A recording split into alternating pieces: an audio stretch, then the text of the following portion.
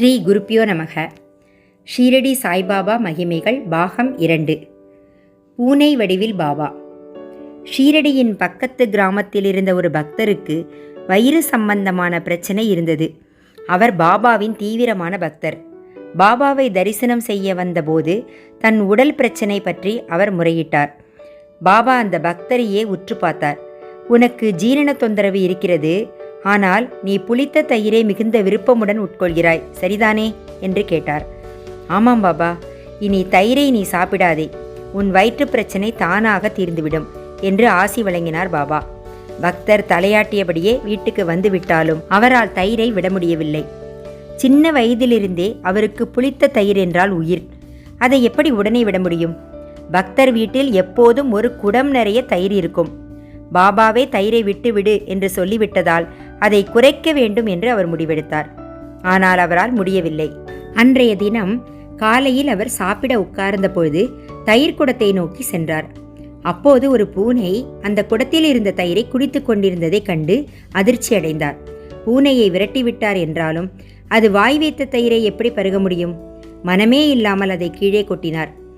வாழ்நாளிலேயே தயிர் இல்லாமல் அவர் சாப்பிட்டது அன்றுதான். வேண்டாவிருப்பாக சாப்பிட்டு முடித்தார். மறுநாளும் பூனை வந்து விடாமல் இருக்க தயிர் குடத்தை உரியில் கட்டி உத்தரத்தில் தொங்கவிட்டார். அன்றும் அந்த திருட்டு பூனை வந்து மேலே ஏறி தயிரை குடித்துவிட்டு போய்விட்டது. அன்றைக்கும் அவர் சாப்பிட தயிர் கிடைக்கவில்லை. பக்தருக்கு சினம் தாங்கவில்லை.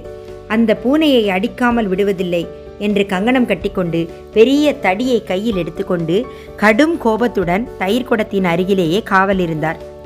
லேசாக அவர் கண்ணயர்ந்த அந்த இரவு நேரத்தில் அந்த பூனை பதுங்கி பதுங்கி உத்தரத்தின் மேல் ஏறி சரியாக தயிர் குடத்தில் வாங்கி வைத்த அதே நேரம் பக்தர் விழித்து கொண்டு விட்டார். அவ்வளவுதான். கையில் இருந்த தடியால் பலம் கொண்ட மட்டும் ஓங்கி பூனையை தாக்கினார். சரியான அடி. பூனை பதறி அடி வாங்கியபடியே வெளியில் ஓடியது. இனி அது வராது என்று அவர் நம்பினார்.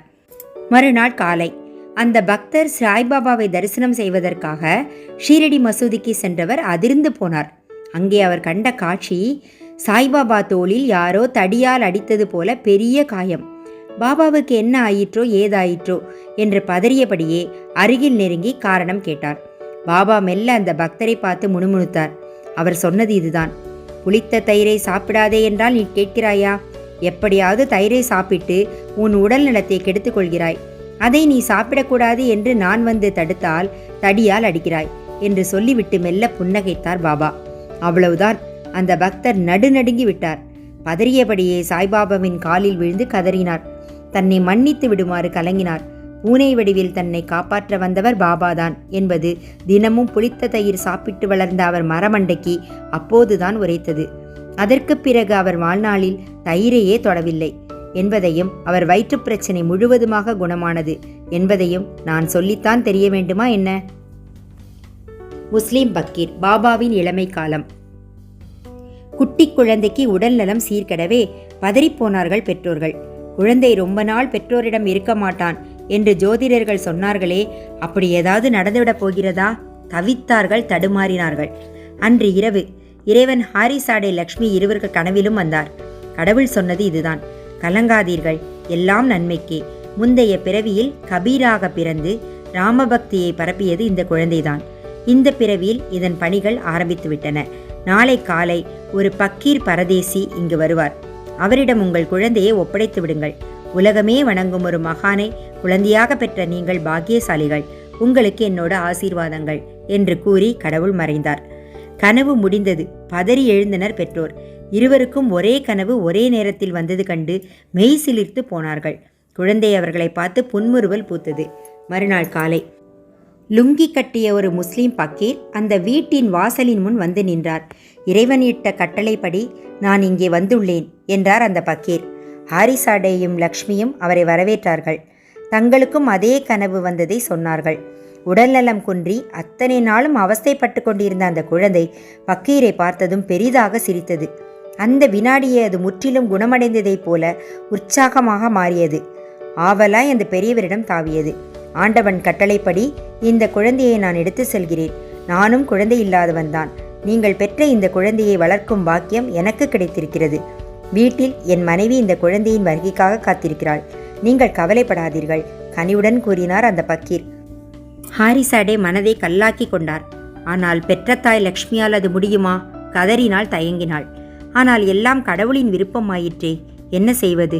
தான் சிந்திய கண்ணீரை ஆனந்த கண்ணீராக மாற்றிக்கொண்டாள். பச்சை குழந்தையை முன்பின் தெரியாத அந்த முஸ்லிம் பக்கீரிடம் தாரை வார்த்தார்கள். தாரை தாரையாக கண்ணீர் வகுத்தபடியே தாரை வார்த்தார்கள். குட்டி குழந்தை பக்கீரின் வீட்டில் செல்லமாக வளரத் தொடங்கியது. பக்கீர் இறைவனை பற்றி பாட்டு பாடி பிச்சை எடுத்து உண்பவராக இருக்கலாம். ஆனால் வந்திருப்பது தெய்வீக குழந்தையாயிற்றே. ஒரு குறையும் தெரியாமல் அதனை வளர்த்து வந்தார்கள். ஆனால் அதுவும் சில வருடங்கள்தான்.